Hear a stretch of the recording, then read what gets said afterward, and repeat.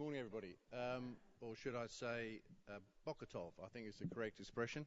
And I was a bit worried yesterday when I heard all the presentations in Hebrew, and I was no more relieved when I heard Bo said last night that all today's sessions are going to be in English. So I'm very pleased about that. We have many things in common with Israel. We share many of the challenges that you challenge. I know not all of you in the audience are Israeli, but I represent the Israelis who are here today. And I heard very much how you exist as an island in this part of the Middle East. And we are an island also. We have something called the British Atlantic that helps us a little bit more than you. But we experience some of the same challenges. I want to share with you today some of the experiences of terrorism in the UK over the years, going back to some of our history actually, and also what we've been doing across both government and policing to try and address some of those challenges, particularly since 7/7 and 9/11. I appreciate we've got really one perspective in the UK at the moment. Although we've had the Irish threat, which I'll talk about, it is very much an Al-Qaeda-inspired threat that we're imagining to deal with. I know that you deal with many other different challenges, and what came home to us very recently in the last month is how you all experience those challenges around the world. The London Olympics made us realise what you have to deal with day by day, and it made us realise, certainly Israelis and many other countries, how the threat is very different. We took very seriously the Bulgarian bomb attack earlier this year, and that was a big part of our security preparations for the Olympics. There's nothing more, I suppose, dramatic than big attacks to make us all think hard and to learn. And in 1972, the Munich Olympics was the attack that we learned a lot about security. So it's good for us to learn. It's good for us to learn from big events. But I suppose one of the big messages I'm going to give you today in my speech is that we can't just learn from the history. The most important back end of my speech is about how we need to start thinking about the future and what the future threat looks like. Let me give you a feel for the history in the UK over the years. It goes back some time, I'm afraid. Back in 1605 is when we started terrorism with a gunpowder plot of Guy Fawkes. We celebrate it every year in the UK now. We have bonfires around the world. But that was our first, I suppose, political terrorist act in the UK. During the late 1800s, we experienced the Republican Brotherhood, the Fenians, that became the IRA, but a really big problem for the UK over many hundreds of years, actually. And if you want to go back to the 1800s, 1860s, you'll see that we were experiencing huge bomb attacks. We had something like 20 bomb attacks in the late 1860s across all of London, targeting both politicians, the police, the military. 1980s, we experienced that again, and we had some 20 bomb attacks in the City of London alone, targeting banks, finance institutions, politicians, and the military through what was then the IRA. So we have a big history for terrorism, without a doubt, and that history carries on to today. Now we're suffering attacks from different groups. The Kurdish Workers' Party, we've had those in the past. Al-Qaeda, you've heard about the Irish Republican groups, Abu Nidal. We've even had attacks from the Angry Brigade at different times in our history. But Al-Qaeda-inspired terrorism still remains our greatest concern. And in recent times, our Director General of the Security Services, MI5, has publicly stated there are the region of 2,000 people living in the UK who have extremist, Islamic, violent intentions against the UK, which is a real threat for us. Let me give you a feel for what our sort of security structure looks like in the UK. Since 9/11 and 7/7, the British Police Service has undertaken a substantial review of how it performs its counter-terrorism function. I'll talk about that in just a second. But the British Security Service, MI5, is responsible for protecting the UK against threats to national security. The Security Service lead the gathering and development of counter-terrorism intelligence, and I'll sort of stress that, it is the intelligence they have the lead for. Their sister service, Security Service MI6, famous to some, I suppose, through James Bond, who you all know, who, if you saw the Olympics opening ceremony, parachuted into the arena with the Queen, apparently. But they hold the responsibility for developing intelligence worldwide on our behalf. They're supported by a host of other agencies, including GCHQ, which is our own covert monitoring station within the UK. Now, we all work to strategies, don't we, in every country in the world, and the UK has a national security strategy. It sets out the challenges of a changing and uncertain world. But interestingly, it places cyber attack alongside terrorism as one of the greatest threats the country faces at the moment. And I'm going to come back to that in a minute. Whilst the security services in the UK and in many countries are nationalised, in Britain policing consists of 43 separate autonomous police forces, and historically the link between security services has been the special branch, the secret units within each police force. Now that worked to a good extent up until we had the bombings and up until we realised we need to do more, because what it didn't do was allow us to reach in a cohesive way nationally, or, and we heard from some of the speakers yesterday, reach down into local communities. There's a strapline we have in the UK, which I'll come back to again, which is terrorism starts and ends in communities. And that's a very big feature of our response to what is our very real threat at the moment. I was part of a national team to put together a different response in the UK, and we've ended up creating a national policing counter-terrorism unit. It runs around the country in regional units. It runs as one capability. But here's the most important thing. Our security services, domestic security service, MI5, work with the police in the same building, using the same technology, sharing the same intelligence. That gives us, with the police, where we reach down into our communities, a link right up into the secret intelligence that links with other countries. We conduct risk assessments on individuals and groups with the security service, and that's against a national protocol, a national tasking and coordinating structure. Now, I'm pretty comfortable, having looked around the world, that while we have many things that are not right, and you'll be as well aware as I am of the internal threats that we face, that actually the cohesion between our security service and the police, I think, is one of the best in the world at the moment, and I'm very proud of that. But what's so special about a national response to terrorism? Most countries have this already, I know. But my concern is it's often linked to intelligence gathering or investigations. In the UK, the front line for policing, or rather for counter-terrorism, is held and led by the police service. It's the police service that have the link into local communities, and it's our role to coordinate other agencies with the local communities. So within local communities, we now have counter-terrorism responses that are structured in the same way in every city and town in the country, and they involve local councils, they involve local education authorities, prisons, universities, social services and health agencies. We've got a strategy in the country for counter-terrorism. It's got a strapline, it's called Contest. Don't ask me why, it's a mixture of counter-terrorism, but that's what it's called. It comprises of 4 pillars, what we call the 4 Ps. The pursue pillar, the intelligence gathering, investigations and prosecution of offences in the UK and abroad, with work that MI6 will do covertly abroad, with what GCHQ will do with their technical work abroad, what we will do internally with MI5 and the police to gather intelligence and take terrorists to court. It's a simple piece of work. It's only one pillar of our response. The prevent strategy, probably more important in the UK.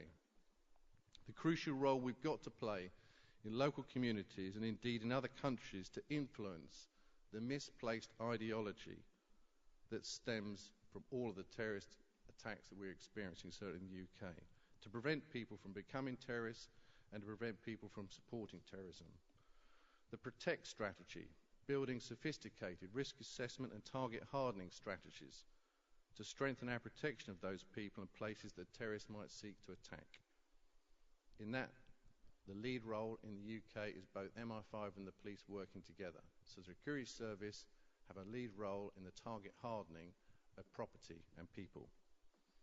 The prepare strand, where an attack cannot be stopped, to ensure we're ready to respond in a coordinated manner across all agencies to save life and bring a swift return to a normality. In that, the prepare strand, the lead is actually government itself, particularly the Home Office and policing.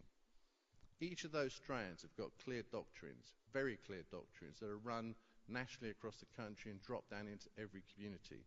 Each of those strands have their own national coordinator, both at government and police level.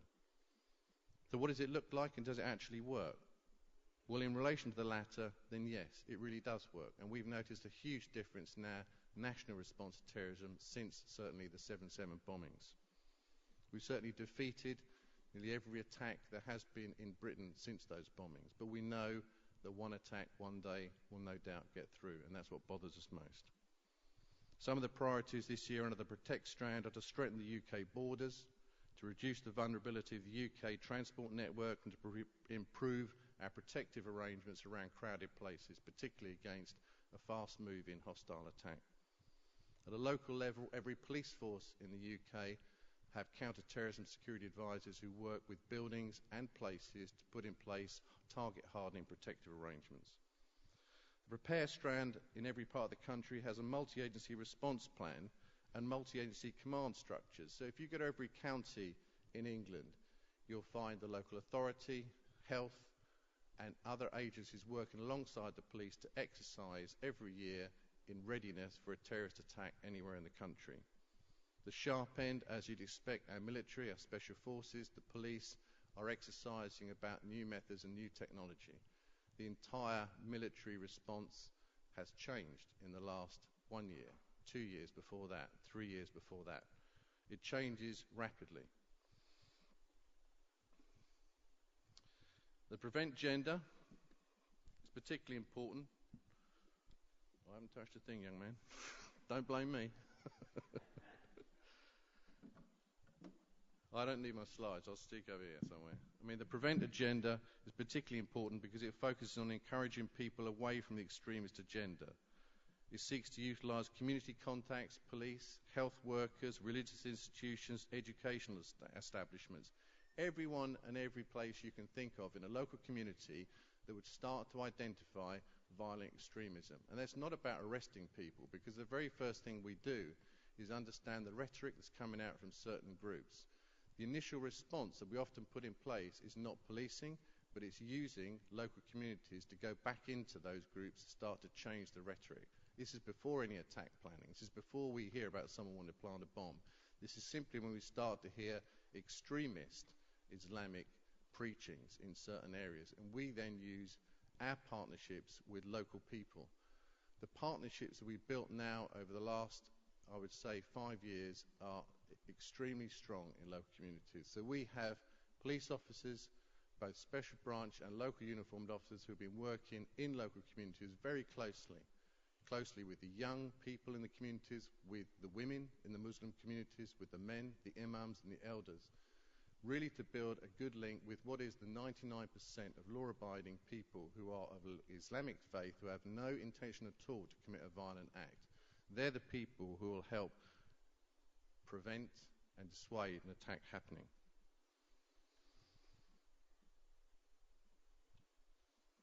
I'm going to carry on because the clock is ticking, I think you'd say, Jonathan.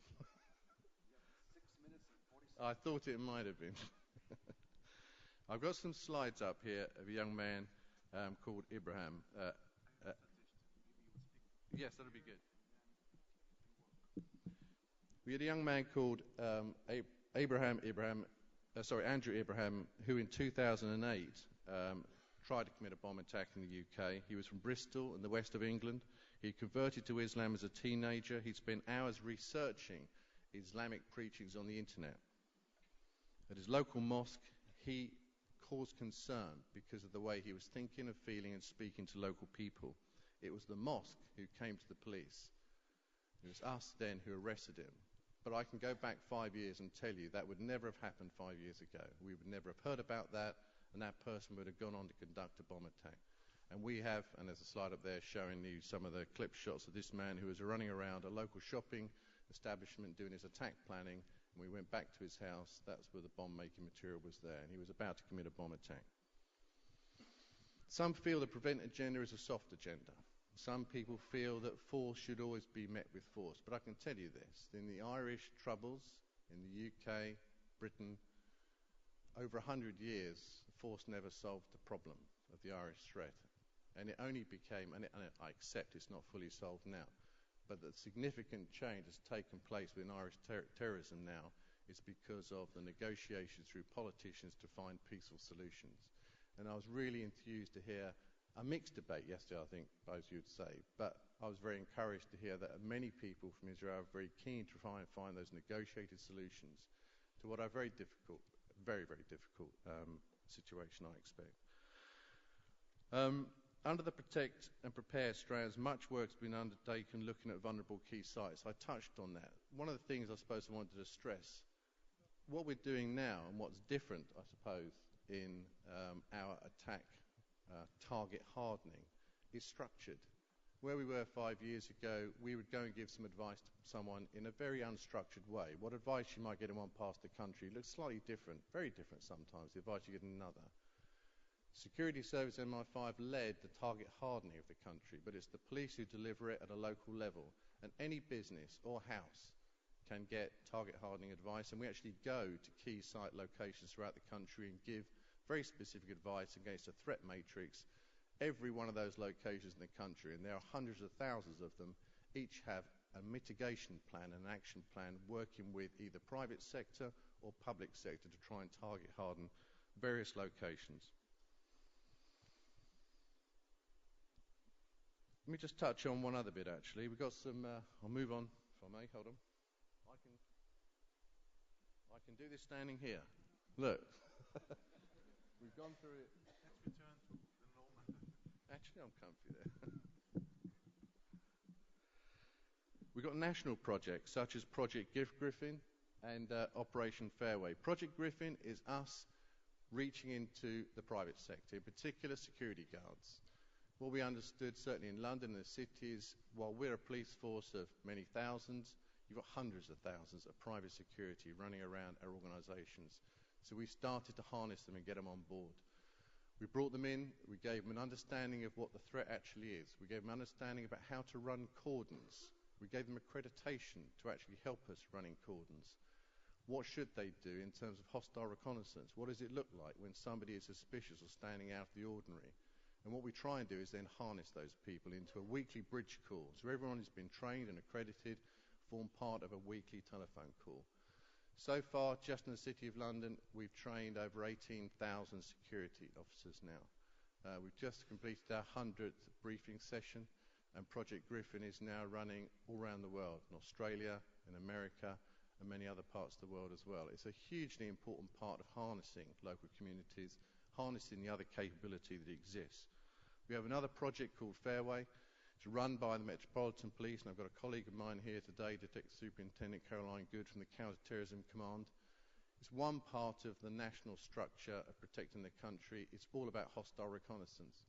If we want to get ahead of the game, we've got to understand that we need to understand when people are conducting hostile reconnaissance. Police forces around the country fill in reports of anyone who's acted suspiciously.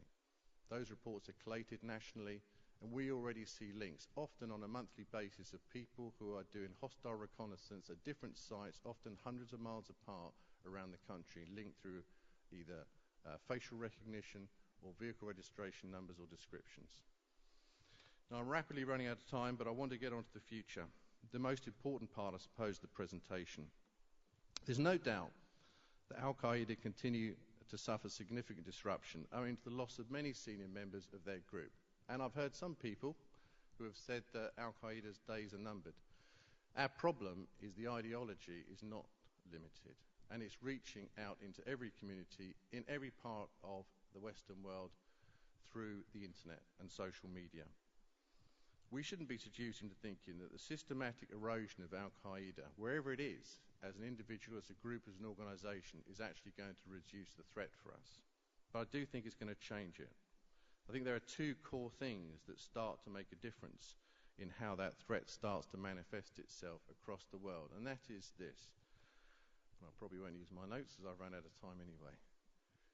The host society, if whenever terrorists live and associate themselves and where they choose to base themselves, is a big part of whether terrorism is structured, planned, and attack plannings look different. So what we see across the world where you have infrastructure are large attack plans with infrastructure. And what that infrastructure gives you is intelligence, it gives you communications that you can interrogate, and it gives you advance notice and you can take action, often. And that's often how we've defeated terrorism in the UK. Where you have less support from the host society, and where the society has rigid security procedures in place, And what we have certainly in England and other parts of the Western world is quite tight security. It's very hard for terrorism to be established. But what we still have are individuals who are inspired by that ideology. What that gives us as a security service, and it should be of concern to all of us in the world, is the difficulty in how we gather intelligence against the nature of the threat. Because we no longer see, and I think it was a good expression used yesterday, the signpost or the telltale of intelligence of the nature of the threat. So in the UK, with tight security, where you have a host society that is not keen to support terrorism, you will not start to see the attack planning that will give us the information, the bank accounts, the telephone calls, the internet traffic, the associations, the meeting, the travelling out to Iraq or wherever the place needs to be. What we now have is a lone attacker inspired by ideology that will try and get whatever information they can from the internet to perform an attack inside the country. And that is the nature, I think, of the threat we're going to face in many of the Western world countries of tomorrow. It won't be through big infrastructure, it will be lone attackers. And I think in the US they've experienced 5 lone attackers in the last year or so alone. We have, in the last 2 years, experienced an equal number of lone attackers. So that's one of the big challenges for us. The other big challenge, I think, is around new technology. In the UK, we lead the country on cybercrime. About 30% of organised crime groups are now using fraud as a means of gathering money. Why is that? The internet. In the UK, financial crime on the internet costs us in the region of something like 73 billion a year. The whole of society is going online. The whole of governments are going online. Criminals are going online. And you can bet that terrorists are as well. If we're going to start future-proofing the nature of terrorism in the world, then we need to start thinking about what terrorism will start to look like. We've placed cybercrime as one of the biggest threats to the country, alongside terrorism. We know how terrorism is funded. It uses the internet. How will fraud, internet fraud, cyber attack start to manifest itself in the future? Will the attack from terrorism simply be a hostile attack with explosives, whatever the explosives, or small arms? And my feel for the future is we're going to see over the next few years more cyber attack associated with not just criminality but terrorism as well. And we shouldn't just think about terrorism as the normal motives. The anti-capitalist movement in the last year shocked everybody. You know, we had the Occupy movement, a very peaceful, law-abiding protest against capitalism. It's the same in New York and other parts of the world. What will it take for the motivation against capitalism in a time of austerity over the next 5 years for that to be the motive for violent acts, which will be terrorism? We need to start thinking not about the past, about how we've recognized either methodology or motivation, but we need to start thinking what's the new threat of tomorrow. I've never seen the world changing as fast as it is. I suppose every person says that, don't they? But in the last year, could you ever have predicted any of the events that happened, either terrorist attacks or political events? So the challenge for us, I think, in defeating terrorism is not about looking at our SOPs, our standard operating practices, about looking at the past, about the attack planning of Al-Qaeda or any other group.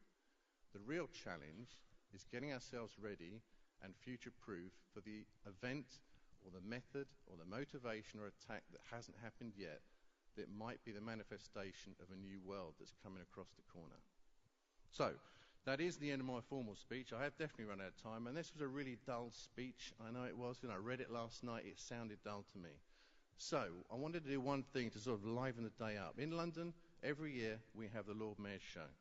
It's a splendid event, almost a carnival. Happens every November, and I'd like to invite you all to go there. 10th of November this year it is, actually.